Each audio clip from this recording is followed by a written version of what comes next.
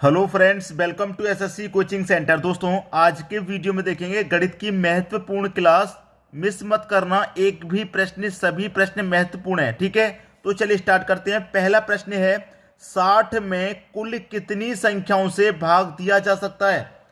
कितनी संख्याओं से भाग दिया जा सकता है ये आपको बताना है दोस्तों।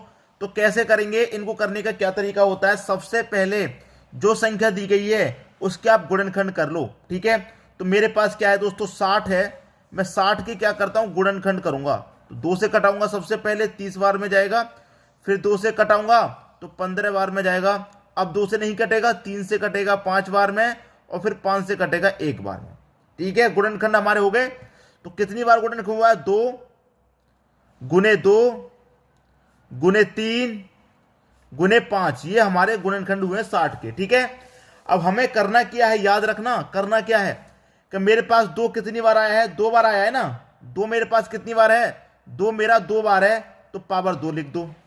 2 बार आया है ना, 2 पावर 2। अगर 2 मेरा 3 बार आता तो 2 की पावर 3। 2 मेरा 4 बार आता तो 2 की पावर 4 हो जाता। ठीक है, अब 3 मेरा 1 बार आया है तो पावर 1। 5 भी मेरा 1 बार आया है तो पावर 1 रखेंगे। जो संख्या जितनी बार आई है उसकी पावर आपको उतना ही रख देना है। रख दिया, कोई दिक्कत नहीं। अब पावर यहां पर 2 रखा था, बेस को कोई मतलब नहीं है। जो पावर यहां पर है ना 2 है, तो 2 में 1 जोड़ के लिख दो 3। पावर यहां पर 1 है, 1 में 1 और जोड़ के लिख दो 2। जितनी भी पावर आती है सब में 1 जोड़ के लिख दो। यहां पर पावर 1 है, इसमें भी 1 जोड़ के लिख दो तो 2 हो जाएगा। अब आपस में इनका गुना कर दो, तो 3 दूने का 6, 6 दूने का 12। 12 संख्याओं से भाग दिया जा सकता है 60 में। आ गया प्रश्न। कभी भी ऐसा प्रश्न आ जाए कि 60 में कुल कितनी संख्याओं से भाग दिया जा सकता है, 60 के फैक्टर कर लो। जो 2 2 3 5 आए हैं, ठीक है, जो संख्या जितनी बार आई है उसकी पावर उतनी ही रख दीजिए, और पावर में 1 जोड़ के लिख दो। 1 जोड़ के लिखने के बाद में सबका आपस में गुना कर दो, आंसर आ जाएगा। कोई दिक्कत नहीं, समझ में नहीं आया तो इसके बाद में अगला प्रश्न देखेंगे, उसमें क्लियर हो जाएगा। कोई भी डाउट अगर यहां पर रह गया है तो अगले प्रश्न में क्लियर कर लीजिए। ठीक है दोस्तों, अब देखेंगे अगला प्रश्न। अगला प्रश्न है, 360 में कुल कितनी संख्याओं से भाग दिया जा सकता है? 360 में क्या करेंगे, वही करना भाई, 360 के फैक्टर कर लेने, गुणनखंड कर लेने आपको। ठीक है, 2 से कटाऊंगा सबसे पहले, 180 बार में जाएगा। फिर 2 से कटाऊंगा भाई 90 बार में जाएगा। फिर 2 से कटाऊंगा 45 बार में जाएगा। अब 2 से नहीं, अब 3 से कटेगा 15 बार में। फिर 3 से कटेगा 5 बार में। अब 5 से कट गया 1 बार में। ठीक है, तो 2 कितनी बार है? 1 2 3 बार है ना। 2 तो 2 2 2 3 बार था, मैंने 3 बार लिख लिया। अब 3 आपका 2 बार है, 3 मेरा 2 बार है, और 5 मेरा 1 बार है। लिख लिया ना मैंने। अब मैंने क्या बताया कि जो संख्या जितनी बार दी गई है उसकी पावर उतनी लिख दो। 2 3 बार लिखा गया है तो 2 की पावर 3 कर दो। 2 3 बार आया है ना, तो 2 की पावर 3। 3 आपका है, 3 कितनी बार आया है? 2 बार आया है, तो पावर 2 लिख दो। 5 1 बार आया है तो 5 की पावर 1 कर दो। फिर मैंने क्या बताया, बेस से कोई मतलब नहीं, जो पावर है उसमें 1 जोड़ के लिख दो। तो 3 में 1 जोड़ के लिखूंगा 4, 2 में 1 जोड़ के लिखूंगा 3, 1 में 1 जोड़ के लिखूंगा 2। तो 4 त्रिक का 12, 12 दूने का 24। तो 360 में कुल कितनी संख्याओं से भाग दिया जा सकता है? 24 संख्याओं से भाग दिया जा सकता है। पहला ऑप्शन सही हो गया। बात क्लियर हो गई? उम्मीद करूंगा सभी को आसानी से प्रश्न समझ में आ गया। अब देखेंगे अगला प्रश्न। अगला प्रश्न है, 15 की पावर 25 में कुल अभाज्य गुणनखंडों की संख्या ज्ञात करें। हमें अभाज्य गुणनखंड की संख्या ज्ञात करनी है। ठीक है, पहले के प्रश्न से यह प्रश्न अलग है। याद है, यह प्रश्न पहले के प्रश्न से अलग है। पहले के प्रश्न में क्या कहता था कि कितनी संख्याओं से भाग दिया जा सकता है, यहां गुणनखंडों की संख्या पूछ रहा है। कैसे करेंगे? 15 है आपके पास, 15 के गुणनखंड कर लो। ठीक है, 3 से कटेगा सबसे पहले 5 बार में, फिर 5 से कटेगा 1 बार में। तो आपके पास गुणनखंड क्या आया? 3 आया और 5 आया। 3 5 15 होता है। ठीक है, ये आपके पास 2 गुणनखंड आ गए। कितने गुणनखंड हैं? कितने गुणनखंड हैं? 2 गुणनखंड हैं। कितने हैं? 2 हैं। 2 ही गुणनखंड तो हैं। 3 और 5 कितने गुणनखंड हैं? 2 ही तो हैं। तो जितने गुणनखंड हैं उतना लिख करके जो पावर है उससे गुना कर दो, बस आंसर आ गया। 2 का गुना 25 से कर दूं 50। ये आपका सही जवाब है, सी ऑप्शन। आ गया प्रश्न समझ में? गुणनखंड करने के बाद में जितने गुणनखंड आए, जैसे कि यहां पर 2 आए हैं तो 2 का गुना पावर से कर देंगे। अगर 3 गुणनखंड आते तो 3 का गुना पावर से, 4 आते तो 4 का गुना पावर से कर देंगे। गुणनखंडों की संख्या आपको पता हो जाएगी कितनी है भाई, 50 है यहां पर। अब आगे का प्रश्न देखेंगे, उसमें और क्लियर हो जाएगा। ठीक है दोस्तों, अब देखते हैं अगला प्रश्न। अगला प्रश्न है 48 की पावर 20 के कुल अभाज्य गुणनखंडों की संख्या ज्ञात करें। आसानी से कर लेंगे अब तो। 48 के सबसे पहले गुणनखंड कीजिए। मैं 2 से कटाऊंगा 24 बार में जाएगा, फिर 2 से कटाऊंगा 12 बार में जाएगा, फिर 2 से कटाऊंगा 6 बार में जाएगा, और फिर 2 से कटाऊंगा 3 बार में, फिर 3 से कटाऊंगा 1 बार में। बात खत्म हो गई। ठीक है, तो आपके पास कितने गुणनखंड है? 1 2 3 4 5। मैं लिख लेता हूं यहां पर 2 गुने 2 गुने 2 गुने 2। 2 4 बार आया है, 1 2 3 4, फिर 3 आया है 1 बार। तो मैंने क्या बताया आपको कि जितने गुणनखंड हैं उसका गुना पावर से कर दो। तो 1 2 3 4 5 गुणनखंड हैं, तो मैं 5 का गुना पावर से कर दूंगा, मतलब 20 से कर दूंगा। आंसर आ जाएगा 100। ठीक है, डी ऑप्शन सही। पहले के प्रश्न में 2 गुणनखंड थे तो 2 का गुना हमने पावर से कर दिया। यहां 5 गुणनखंड हैं तो 5 का गुना पावर से कर देंगे। बात सभी की समझ में आ गई, कोई दिक्कत नहीं किसी को। अब देखेंगे अगला प्रश्न। अगला प्रश्न है 2 संख्याओं में अंतर 14 तथा उनका योग 20 है, उनका गुणनफल क्या होगा?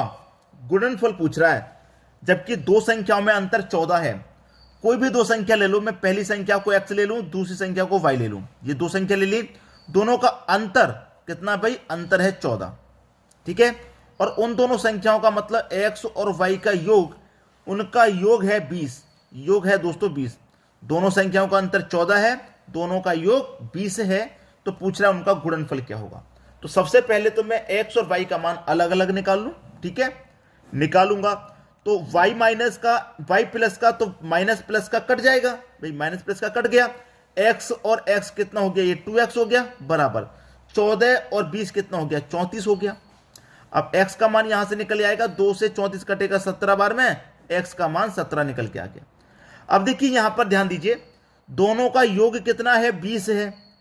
दोनों का योग 20 है और अकेले x का मान 17 है। x का मान कितना है? 17। तो y का मान दोस्तों कितना होगा? y का मान 3 होगा कि नहीं होगा? तभी तो दोनों का योग 20 होगा। तो हमारे पास x का मान भी आ गया, y का मान भी आ गया, और दोनों का गुणनफल पूछ रहा है, मतलब x और y का गुना ही तो पूछ रहा है। x आपका 17 है, y आपका 3 है, दोनों का गुना कर दो, 17 त्रिका 51। ये आपका सही जवाब हो गया, 51 आपका आंसर आ गया, सी ऑप्शन। बात क्लियर हो गई, आसानी से कर लिया। अब देखेंगे हम अगला प्रश्न। अगला प्रश्न है 2 संख्याओं का योग 42 है तथा उनका गुणनफल 437 है, तो उनका अंतर क्या होगा? भाई देखिए प्रश्न में कह गया है कि 2 संख्या है x और y, दोनों का योग कितना है भाई? 42 है। दोनों का योग 42 है। ठीक है, उनका अंतर क्या होगा? जबकि गुणनफल 437 है। जबकि गुणनफल कितना भाई? 437 है। तो उनका अंतर क्या होगा ये पूछ रहा है। तो मैं क्या करूं, प्रश्न के जो ऑप्शन है उससे करूं गो थ्रू ऑप्शन। मैं पहला ऑप्शन ले लेता हूं, मान लेता हूं कि उसका जो अंतर है 4 है। मैंने मान लिया कि अंतर कितना है भाई? 4 है। ठीक है, 4 अंतर है। तो क्या होगा? प्लस माइनस का ये कट गया, x और x ये 2x हो गया, बराबर 42 और 4 46 हो गया। 2 से कट जाएगा 46 23 बार में, तो x का मान कितना आ गया भाई? 23 आ गया। ठीक है, x का मान 23 आ गया। अब जब दोनों का योग 42 है, उसमें से अकेले x का 23 है, x का अकेले का कितना भाई? 23 है, तो बचेगा जो वो y का हो जाएगा, तो 19 हो जाएगा y का। 19 और 23 42 होता है कि नहीं होता? होता है बिल्कुल। और मैं दोनों का अब गुना करूं तो मेरा 437 आ गया, तो गुणनफल 437 दे रखा है। अगर दोनों का गुना करने पर 437 आ गया, इसका मतलब प्रश्न का आंसर मेरा बिल्कुल सही है। ठीक है, तो 19 त्रिक का कितना होता है? 57 का 7, कैरी का 5, 19 दुने का 38, 38 में जोड़ूंगा मैं कैरी का 5, तो कितना हो जाएगा? 43। तो ये हो गया 437 हो गया, और 437 ही मेरा गुणनफल है। तो इसका मतलब अंतर क्या है? मेरा 4 है। 4 रखने से मेरा सही आंसर आ गया, तो इसका मतलब अंतर मेरा 4 है। बात क्लियर हो गई। अब देखेंगे अगला प्रश्न। अगला प्रश्न है भाग के प्रश्न में एक विद्यार्थी 36 के बदले 63 को भाजक के रूप में लेता है, तो उसका उत्तर 24 था। सही उत्तर क्या है? देखिए, वो 36 के बदले 63 को ले लेता है। 63 को ले लिया उसने। कितने को ले लिया? 63 को। जब 63 को ले लिया तो उसका उत्तर कितना आया? 24 आया। जब 63 को लिया तो उत्तर कितना आया? 24 आया। लेकिन लेना कितना था? 36 लेना था। जो सही था वो 36 था। 36 लेना था, ले कितना लिया? 63। जब 63 लिया तो 24 उत्तर आया। जब 63 लिया तो उत्तर 24 आया, लेकिन लेना था 36। तो सही उत्तर क्या है? 36 से डिवाइड करेंगे तभी तो सही उत्तर आएगा। ठीक है, 36 से डिवाइड करेंगे तो कटा लो भाई। 12 दूनी का 24, 12 त्रिक का 36। 3 से कटाऊंगा इसको मैं, 21 बार में कटेगा, और 21 दूनी का कितना हो जाएगा? 42 हो जाएगा। ये आपका आंसर हो गया। ठीक है, 42 मतलब बी ऑप्शन। ये आपके प्रश्न का बिल्कुल सही जवाब हो जाएगा। हमेशा की तरह करूंगा कि वीडियो को शेयर करना कभी बंद मत करना। बहुत सारे बच्चे ऐसे ही वीडियो की तलाश में बैठे होते हैं, और जब उनके पास इस तरीके की वीडियो पहुंच जाती है तो उनका जो सर्चिंग है वो पूर्ण हो जाता है। उनका जो ढूंढ रहे हैं इसी वीडियो को, उनके पास तक आपके द्वारा वीडियो पहुंच गई तो उनकी बहुत मदद हो जाती है। इसलिए शेयर कर दिया करो अपने फ्रेंड्स में। ठीक है दोस्तों, वीडियो देखने के लिए आपका बहुत बहुत धन्यवाद।